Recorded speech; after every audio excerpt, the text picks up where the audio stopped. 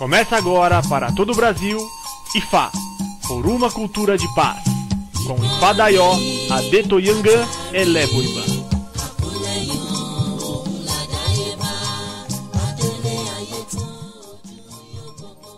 Kalel, todos os ouvintes da Rádio Ifá Brasil, uma boa noite. Aqui é Ifá Daió, mais uma vez no programa Ifá, por uma cultura de paz. Hoje nós estamos começando às 20 horas. Estou aqui com o professor Paulo César Silva. Ele tem graduação em História, pós-graduação em Educação para as Relações Étnicos-Raciais. Seria étnicos-raciais. Ele também está fazendo parte do conselho aqui, né? Nós estamos abrindo aqui em São José dos Campos o Conselho de Igualdade Racial e estamos ali na discussão sobre um plano, né? Um plano de... O Paulo pode explicar melhor aqui pra gente. E eu estou meio enrolado. O pessoal, quem quiser tirar dúvidas aqui com o Paulo, nós vamos falar sobre educação, ao princípio, né? E podemos aprofundar em outras coisas também, outras situações aqui. Então, o pessoal tirar dúvida no facebook.com/radiofabrasil, você pode fazer sua pergunta. E participar também no nosso WhatsApp. O DDD é 12 99236 6837. O DDD é 12 992366837. Eu vou estar abrindo o Skype daqui a pouco também para o pessoal poder participar. Eu agradeci aqui ao Paulo pela visita. Estamos em São José, ele está aqui em São José comigo, na minha casa aqui, e para ajudar os ouvintes.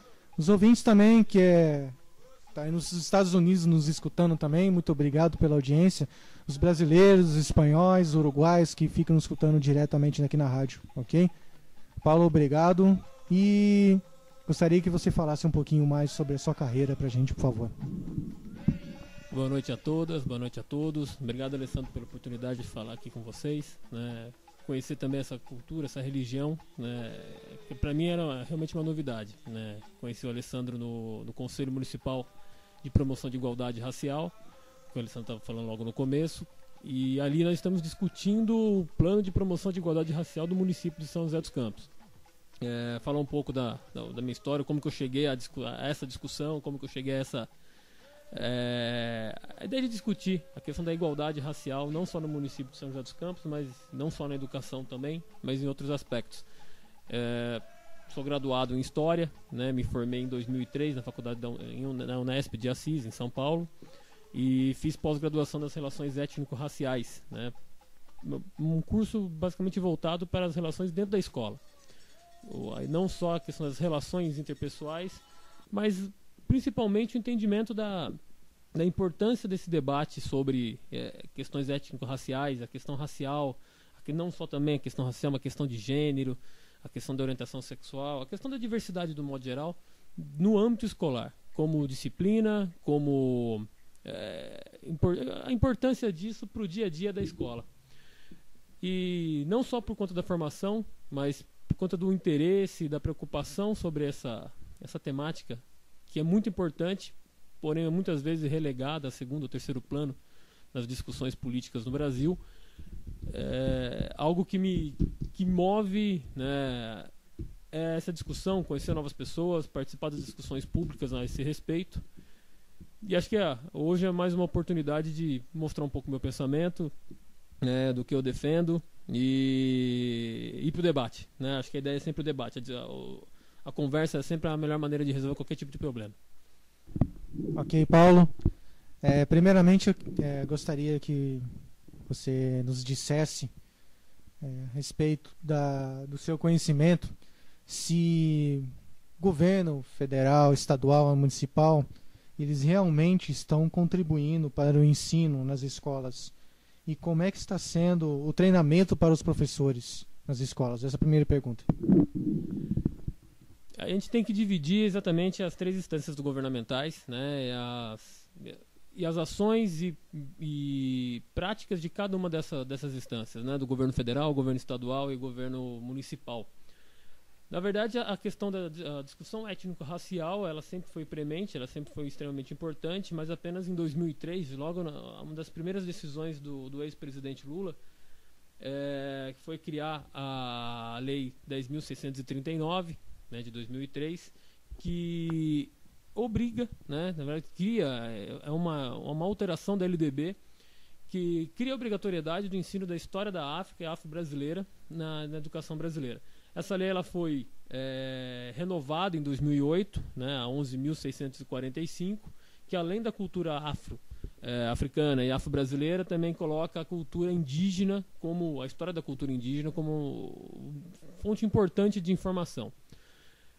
Pois bem, a partir dessa obrigatoriedade, dessa legislação, que faz com que todo o sistema de ensino tenha que se adequar a essa obrigatoriedade, a gente encontra um grande problema: a formação dos professores brasileiros, que não dão conta, né, em sua formação nas universidades, sobre essa temática, né? Então, pouquíssimos professores, hoje já não tanto, mas naquele momento, em 2003, pouquíssimos professores nas redes municipais, redes estaduais e até mesmo nas redes federais, né, não de ensino médio, mas ensino superior, tinham capacitação para esse tipo de aula, né, para trabalhar com essa temática de maneira eficiente. Então, obviamente, a partir de 2003 se começa uma campanha, se começa ações em todo o território brasileiro para formação, capacitação e produção de materiais, que também é extremamente importante, né, para utilização, para poder que essa lei seja cumprida de maneira efetiva. Já se passaram 12 anos dessa lei, né, muita coisa foi feita, muitos avanços aconteceram, mas ainda percebemos algumas questões que precisam ser melhoradas. Então o governo federal fez a sua parte ao criar a lei, né, o MEC, não apenas criar a lei, mas o MEC, junto com o Conselho Nacional de Educação, desenvolveram mecanismos, né, e pensamentos a respeito dessa lei, dizendo a maneira correta de se trabalhar, estruturando esse pensamento, estruturando mecanismos para que essa lei não ficasse apenas, né, não fosse letra morta, ficasse apenas no papel. E aí agora entrava a ação dos estados e a ação dos municípios. O que eu posso falar com mais propriedade é a ação do estado de São Paulo. Os materiais didáticos, né, o currículo de São Paulo prevê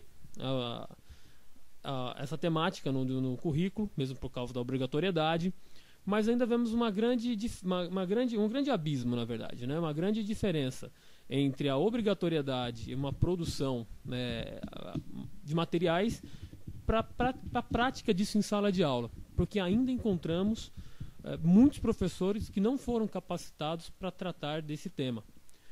E nas redes municipais a mesma coisa, né? Ainda no município de São José dos Campos há uma preocupação para que essa formação aconteça, há uma preocupação da rede municipal para que haja uma melhoria da qualidade das aulas sobre essa temática, mas ainda carecemos de uma formação mais específica, ainda carecemos de uma produção de materiais, de informação do modo geral, né?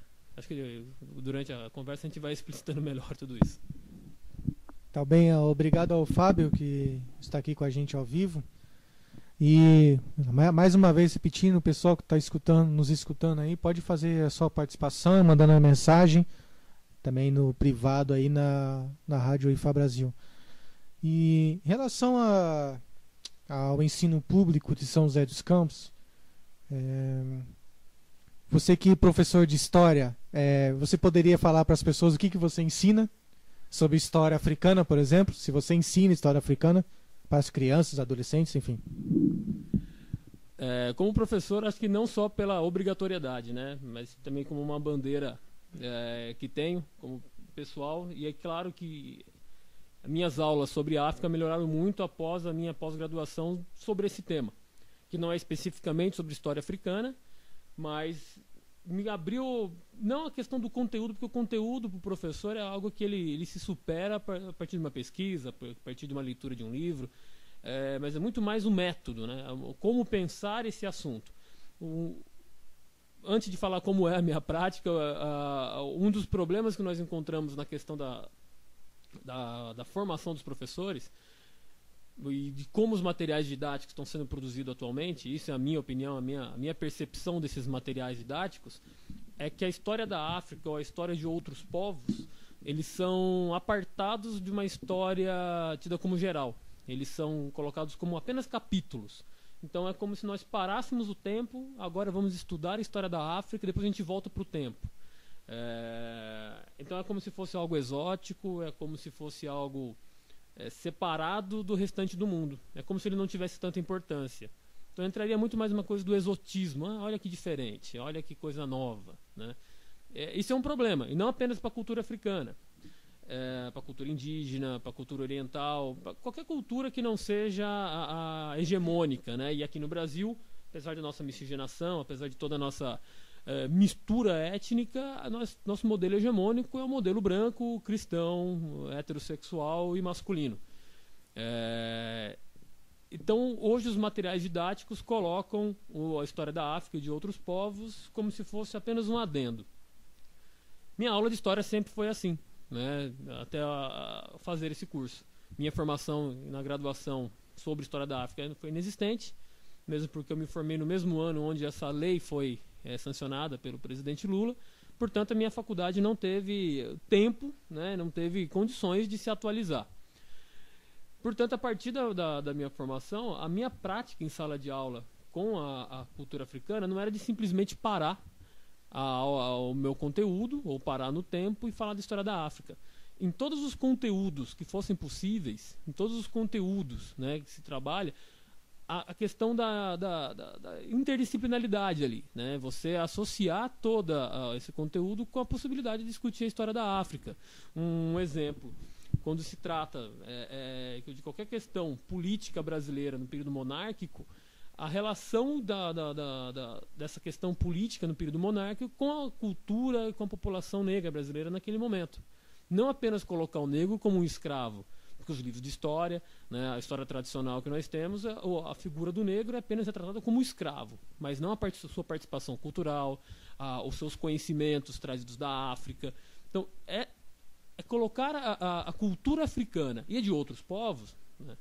Eu digo da cultura africana com mais força porque talvez seja a maior influência externa que nós temos hoje, mas de todos os povos, não apenas como um anexo, mas como parte importante e fundante da nossa história. Nunca se esquecendo da importância da cultura europeia, né? Nós aqui no Brasil nós temos uma mistura de povos. Não é renegar a cultura europeia, não é colocar a cultura europeia em segundo plano, mas é colocar ela no mesmo patamar de importância do que a cultura africana. Então, as minhas aulas de história não dava aula sobre história da África. Minha aula de história era de uma maneira mais completa. Claro que há falhas, né? Minhas aulas são construídas constantemente, mas essa é a ideia, né? De colocar tudo num conjunto, né? Não colocar em critérios de valor e critérios de valorar, né? É sempre uma questão de colocar tudo em pé de igualdade. Tá, tem uma pergunta aqui para o Paulo a respeito de quando você fala de cultura africana, qual que é a reação das crianças? Quando você fala de, por exemplo, vamos lá, uma cultura tradicional nossa aqui que é capoeira. O pessoal se relaciona a capoeira com o quê? Por exemplo, o jongo, se falar de jongo. Se falar de candomblé, o pessoal vai falar o quê? Você vai falar de macumba agora? Entendeu? Isso que eu quero dizer. Como é que a criança, adolescente, os jovens em si, eles compreendem isso, entendeu? Aí são coisas, esses três exemplos, né? A capoeira, o jongo e o candomblé. Apesar de todos serem influência, né, da cultura africana no Brasil, eles entram em critérios muito diferentes na sala de aula. Então, se eu for falar da capoeira, é um esporte, né? É socialmente aceito, né? Muitos treinam capoeira ou acham muito bonita a capoeira. Então, a capoeira não sofre mais o preconceito que sofria há 80, 90 anos atrás, que era coisa de marginal, né? Do atabaque, Mas hoje não, a capoeira é muito bem aceita, né? Tanto que até mesmo dentro dos currículos de educação física, a capoeira está prevista. Então a capoeira, acho que ela já foi superado o preconceito sobre ela, mas enquanto esporte, né? O jongo entra na categoria do folclore. Então, ter uma aula de jongo, mostrar uma cultura de jongo, também não causaria tanto espanto ou qualquer tipo de agressividade, porque vai entrar numa questão da dança folclórica, como Moçambique, como, né, outras manifestações culturais. Agora, quando a gente vai falar de religião, então aí o negócio fica um pouco mais complicado. Candomblé não é vista como religião. Se eu vou falar de candomblé ou qualquer outra religião de matriz africana ou qualquer outra religião que não seja hegemônica no Brasil, que é a religião cristã, seja católico ou protestante, eu estou falando de macumba, eu estou falando de coisa do mal, coisa do demônio, eu estou falando de coisas que não são corretas.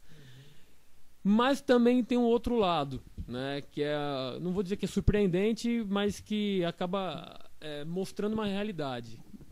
Tem muitos alunos que são do candomblé. Não muitos, né? Claro que é a minoria dentro de uma sala de aula. Apenas segue a porcentagem de pessoas que seguem o candomblé no Brasil todo, né? Então é uma população menor. Mas tem. E aí quando você começa a falar sobre isso, você começa a perceber que esses alunos que seguem o candomblé começam a se sentir empoderados de poder dizer que ele é do candomblé. Ele começa a se colocar. Pô, mas mesmo assim, você ainda tem muitos alunos que não concordam, mas não falam nada. Agora sempre tem um ou outro que infelizmente age de uma maneira preconceituosa. Só que eu não posso culpar esses alunos, né, que muitas vezes são crianças, principalmente porque eu sou professor de ensino fundamental, também dou aula em cursinho pré-vestibular, onde esses assuntos são menos tratados. Mas no ensino fundamental, está falando de garotos de 11 a 14 anos de idade, muito influenciados pela cultura dos pais, né, muito influenciados pela cultura local do bairro e tudo mais. E agir com preconceito, né? Infelizmente a gente vê muito isso, né? E acho que talvez mais ainda nesses últimos tempos aqui no Brasil, onde o conservadorismo vem ganhando força, onde algumas religiões acabam impondo a sua vontade perante as outras.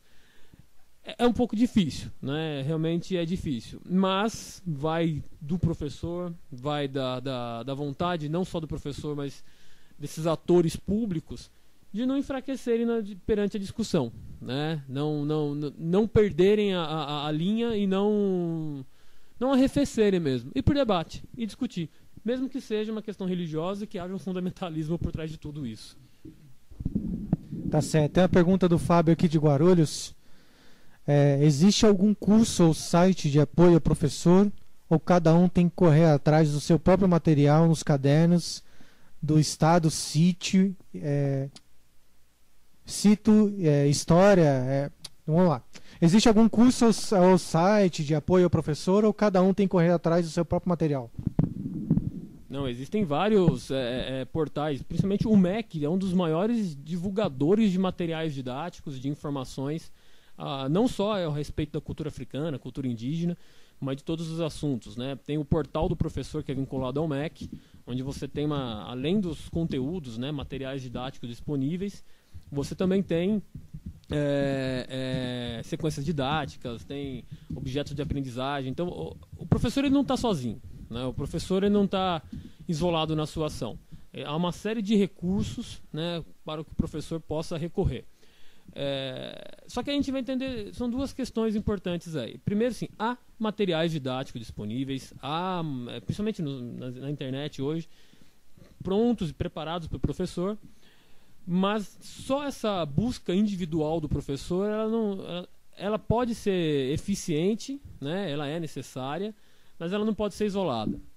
Eu acho que não podemos colocar a culpa apenas nos professores ou toda a responsabilidade dos professores para que eles recorram à formação. Eu digo o meu exemplo. Numa necessidade que eu tinha de aprender melhor sobre esse assunto, de me aprofundar nesse tema, eu procurei uma pós-graduação. Pô, legal, mas não há vagas para todos, não há cursos disponíveis em todos os lugares. Então não é uma questão apenas de busca individual, né? Não é apenas o meu esforço individual que vai fazer ser o melhor professor. Isso sempre é importante, né? Você precisa procurar esses caminhos, mas a ideia é que o poder público, agora a gente está falando da educação pública, que é onde essa discussão, e aí eu faço aqui uma defesa da educação pública, que é onde essa discussão acontece. Se a gente acha que a educação pública está atrasada nessa relação, a educação privada está infinitamente mais atrasada, salvo algumas escolas. né? Não vou generalizar aqui também. Mas a segunda coisa que é importante é a formação continuada desse professor, né? A formação que o poder público concede a esse professor. Ela deve ser bem organizada, ela deve ser bem pensada, ela deve vir com esse pensamento de formação ampla do professor para que ele possa trabalhar com os alunos que estão aí, né? Com essa sociedade nova que nós temos, sociedade moderna, que não é aquela mesma sociedade na qual nós fomos formados. Não é, a escola de hoje não é a mesma escola que nós frequentamos. Eu não sou muito velho, tenho 33 anos de idade, então não faz tanto tempo assim que eu saí da escola, mas a escola que eu frequentei já não é mais essa que está aí. Os alunos que estão lá não é mais o mesmo que nós fomos, né? Então não dá para usar ferramentas que aprendemos naquela época nos dias de hoje. Então duas coisas. Há materiais, há informação, mas a formação do professor ela deve ser priorizada pelo poder público. Eu vou fazer uma pergunta para o Paulo mais profunda. A questão agora de educação a respeito dos pais. O que você acha que... Você acha que os pais estão tendo tempo para educar os filhos? Você acha que os pais têm interesse nessa busca do conhecimento, na busca de... porque todo mundo acha, por exemplo, que você sabe muito bem, as pessoas do Rio de Janeiro acham que todo mundo que mora no Nordeste é Paraíba, e hoje ainda continua falando aqui o pessoal de São Paulo que todo mundo que mora no Nordeste é baiano, né? E todo mundo brasileiro fala que o continente africano é pobre e só tem gente pobre lá e não busca esse tal do conhecimento. Você acha que os pais também não influenciam? Você acha que os pais, mãe e pai não deveriam estar junto com a criança e poder mostrar a realidade, tentar de alguma forma mostrar para eles a realidade, né? Essa é a minha pergunta. Legal, acho que o tema aqui é a generalização das coisas, né? Então, hoje, assim, acho que não vou dizer que é apenas de hoje, mas de um bom tempo, a discussão de quem é a responsabilidade da educação, ela é muito ampla, né? Então, nós professores jogamos a culpa ou no governo, né, ou nos pais. Os pais jogam a culpa no governo e nos professores. O governo joga a culpa nos professores ou nos alunos, né? Então, quer dizer, todo mundo é culpado e ninguém acaba sendo responsável por nada. Essa é uma visão que eu tenho de que todo mundo é responsável, tanto o governo, tanto os pais, tanto os professores. E talvez o menos responsável por tudo isso seja o aluno. Né? A gente joga muitas responsabilidades em cima do aluno, mas depois a gente fala sobre os alunos, né? Que é pergunta sobre os pais. Um grande problema que a gente tem que hoje a gente cobra a presença dos pais nas escolas, que a gente cobra a presença dos pais na formação dos alunos, e claro que ela é fundamental, claro que ela é importante, mas a gente tem que pensar também de qual pai que a gente está falando, de qual família que a gente está falando. Né?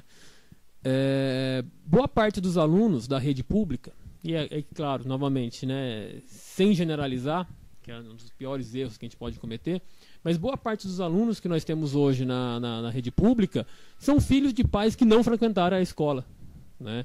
Ou de pais ou avós, né, que não frequentaram a escola. E dessa maneira o que acontece? São pais que nunca valorizaram a escola, ou se valorizam de uma forma errada. Como uma escola, como uma questão de redenção, que a educação vai salvar a vida da família, que a família vai se resolver, né, todos os problemas a partir da escola. A escola não é solução para isso. Né, ela não serve como solução. Então a gente tem algumas questões. Famílias que são mais organizadas, famílias que tiveram uma estrutura econômica, uma estrutura de sociabilidade melhor, e isso não está relacionado apenas à questão de dinheiro. Né? Tem muitas famílias pobres que valorizam, acompanham os seus filhos, como por outro lado temos as famílias com condição financeira muito boa, que também terceirizam a educação dos filhos.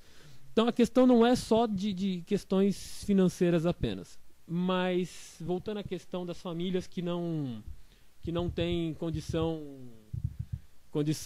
financeira para acompanhar os seus filhos, né?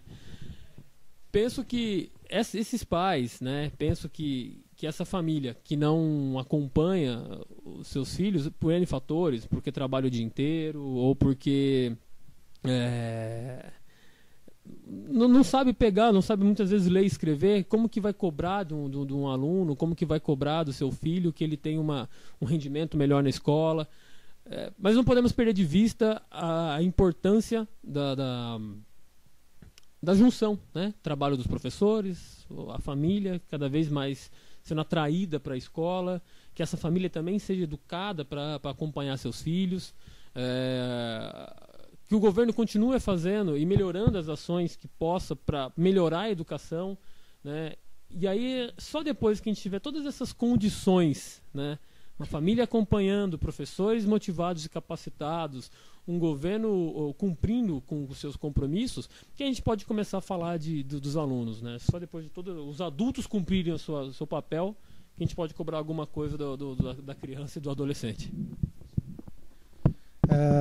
Fazer mais uma pergunta para o Paulo antes de a gente dar uma breve pausa aqui. Eu tinha dado a Secretaria de Igualdade Racial, fez uma reunião e estava dando umas pautas no começo do ano a respeito de educação, segurança e tudo mais. Aí conscientizou a população a participar e dar a sua ideia. A minha ideia é que seriam 2 ideias escolhidas. A minha ideia foi uma das 2 escolhidas. Que como não tem como ainda forçar os professores a dar o ensino de cultura africana nas escolas. E é difícil por causa tem vários aspectos aí, desde as pessoas tá tendo muita rebelião contra isso, né? Vamos para resumir. Então eu dei a ideia de fazer gincanas nas escolas, que as pessoas trouxessem as suas famílias nos finais de semana, pelo menos umas 2 vezes por mês, quem sabe, as escolas fizessem gincana, e nessas gincanas mostraria, né, as histórias do Egito, de onde que veio, faria os alunos pesquisarem, fazer, né, suas pesquisas e trazer à escola. Esse foi um dos temas escolhidos.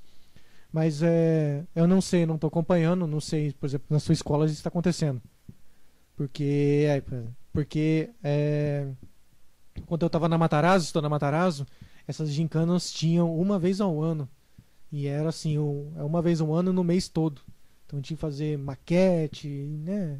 Aquelas situações normais, né, nas escolas no nosso tempo.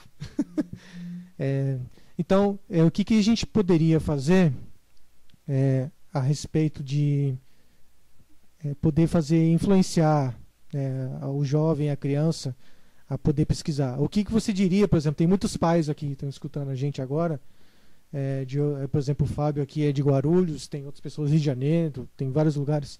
O que você falaria para essas famílias poderem participar mais? Qual que é a sua ideia, se você tem alguma ideia?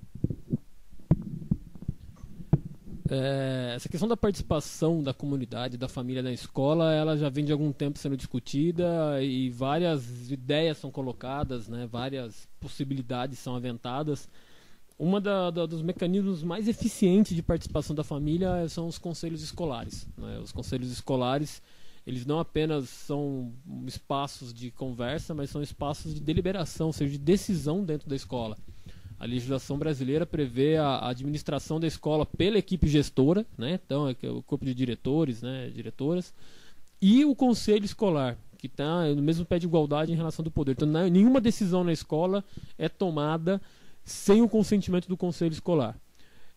Infelizmente o conselho escolar ainda no Brasil, né, não tem uma força, não tem e não digo força apenas por não haver vontade da escola ou de qualquer gestão pública que isso se fortaleça, mas ela carece mesmo da participação popular. Isso também é historicamente explicado, né? A gente tem que entender que saímos de um período longo de ditadura militar, né? Ela acabou em 85, começa em 64, acaba em 85.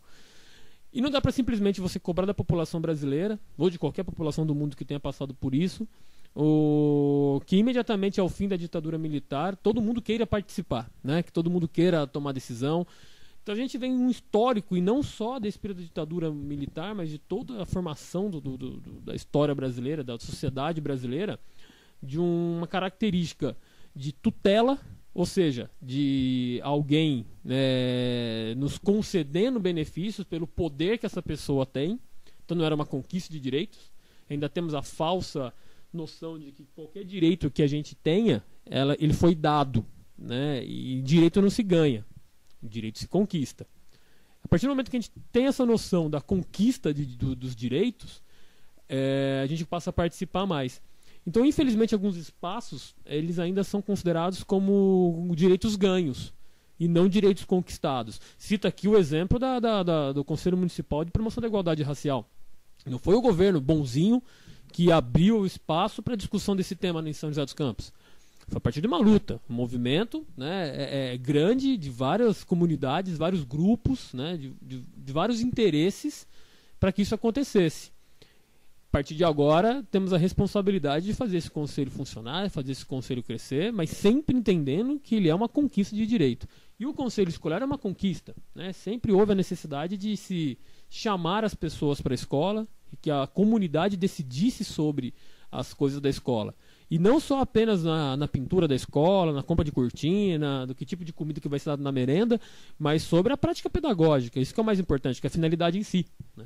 A finalidade da escola é o aluno e que ele aprenda. Então a comunidade tem que participar da discussão das questões pedagógicas. Essa é uma das possibilidades. O fortalecimento do conselho escolar, hoje eu vejo como talvez a melhor maneira de que a comunidade, que as pessoas, que os pais participem da vida escolar. Claro que esse espaço ele tem que ser aberto, esse espaço ele tem que ser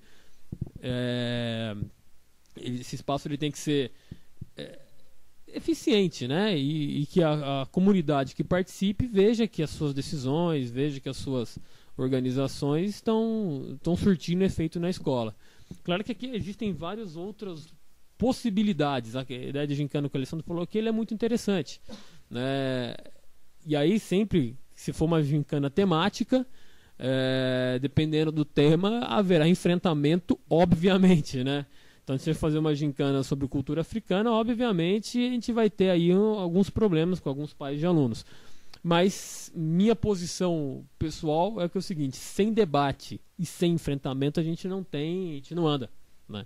Então a gente não pode recuar quando alguém é contrário ao que a gente... na verdade é o seguinte: nossa sociedade é uma democracia recente, né? Apesar de tudo que se fala atualmente, vivemos numa democracia onde todo mundo pode falar o que quer. Infelizmente se entende errado, mas nós podemos falar o que pensamos.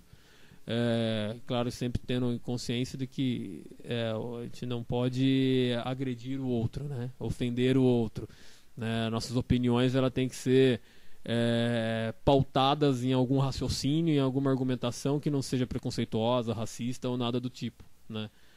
Porém, acho que é o debate que é o importante, né? Sem debate a gente não caminha. Tá, estou falando aqui ao vivo com o professor Paulo César Silva.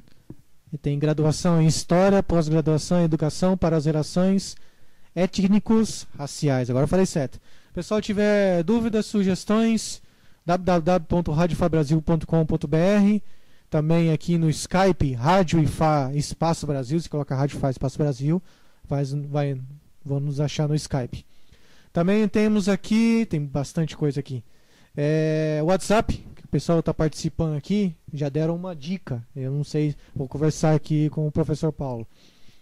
O nosso WhatsApp é 12 992366837, 12 992366837. Vamos dar uma rápida pausa aqui e daqui a pouquinho a gente volta. Rádio IFA Brasil, a primeira rádio web IFA no Brasil. Estou aqui com o professor Paulo, nós estamos falando de educação. Agradecer aos ouvintes que estão participando aqui ao vivo, o Fábio Sinobre, o Alan, Olá IFA, que é de Bertioga, sua família lá nos escutando. Quem mais aqui? Vamos ver. Bom, deve ter o Wellington no Recife também.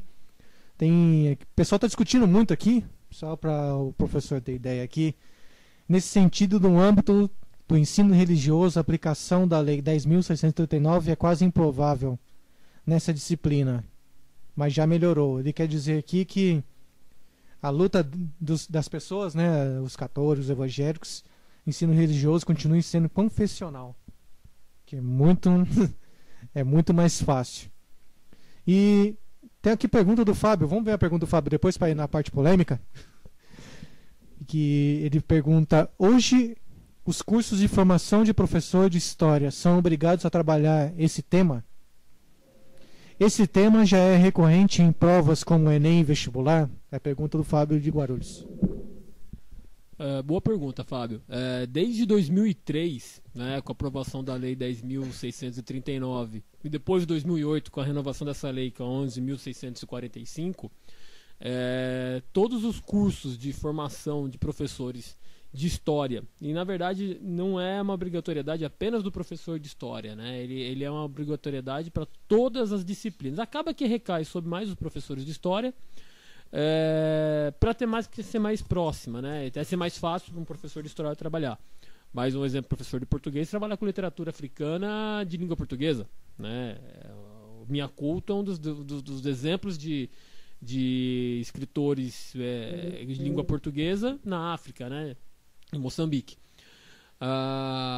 Mas as formações, principalmente de história, depois de 2013, as universidades tiveram que se adequar a essa formação, né? Então os professores hoje, e aí a questão que a gente vai discutir se a qualidade dessa formação é boa ou não, né? Aí varia muito de faculdade para faculdade, dos formadores, né, para formadores. Mas que a obrigatoriedade de todas as universidades de licenciatura de história terem a formação da história africana, por conta da lei, e também agora a partir desde 2008 da história indígena, né, na sua grade. No Enem, no vestibulares, essa temática já está caindo, não daquela maneira como eu disse no começo, de maneira mais congregada, né, de maneira mais diluída dentro da história. Ela ainda está sendo feita de maneira mais pontual, mas já há cobranças disso nesses vestibulares, né, principalmente dos vestibulares de universidades públicas, seja ela estadual, seja ela federal. Isso é também um sinal da necessidade de que as escolas comecem a se adaptar. Apesar de ser professor de cursinho pré-vestibular, não concordo muito com alguns modos de se avaliar um vestibulando.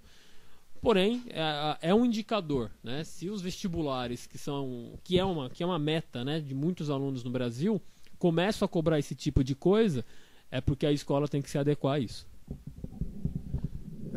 Eu lembrei aqui de um tema que um professor colocou uma vez no Facebook, que ele colocou: é ensinado em filosofia, história ou outras áreas, né, no ensino, né, público, privado, que sempre é falado dos deuses gregos, sempre é falado de Roma, mas nunca fala de história, dos orixá ou dos bantu.